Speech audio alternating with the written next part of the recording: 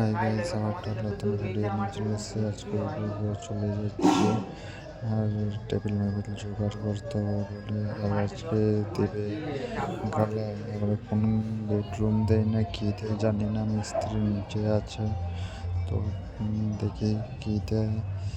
আর table জোগাড় করতে হবে, তো দেখা যাক কি হয়।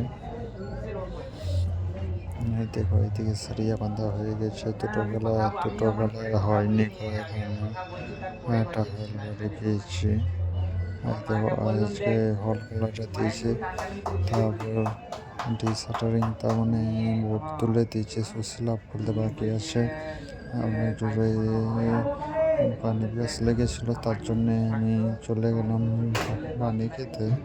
তো পানি দেখি কোন গলায় আছে। তারপরে দেখো বেলকুনি বোর্ড ফাটিয়ে দিয়েছি, আর শিলাপাত্র লাইন খুলতে আছে।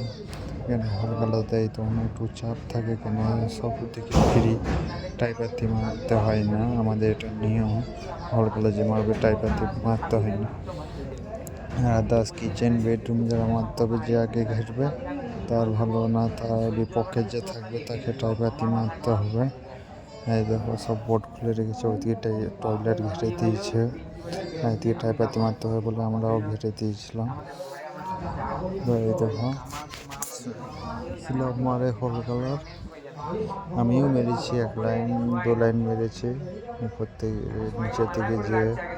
তো আমার শুধু খোলা কাজ, তাও তাড়াতাড়ি হয়ে যায় বলে আমি নিচে চলে গেলাম। তারপর হল কালার মারা হয়েছে, বেলকনি খুলে রেডি করে দিয়েছি, বেলকনি মাল তুলবে ওটা।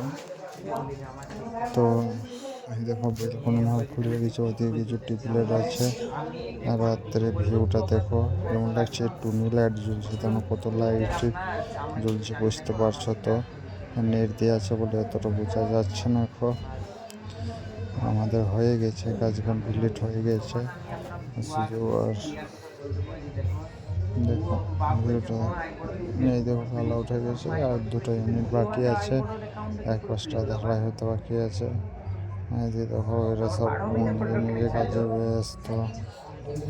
আমার জ্যাক ম্যাক মেরে সব কিছু রেডি করতেছে। একটা আমরা দেখতে পাচ্ছি একটা তেলের বালতি, একটা গিরিজের বালতি বটে। এই দেখো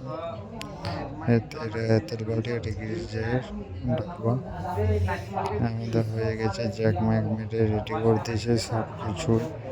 তারপরে চললাম আমার রুম। ঠিক আছে, নেক্সট ভিডিওতে দেখা হবে, চলো বাই বাই। আর চ্যানেলটা সাবস্ক্রাইব করে দেবে।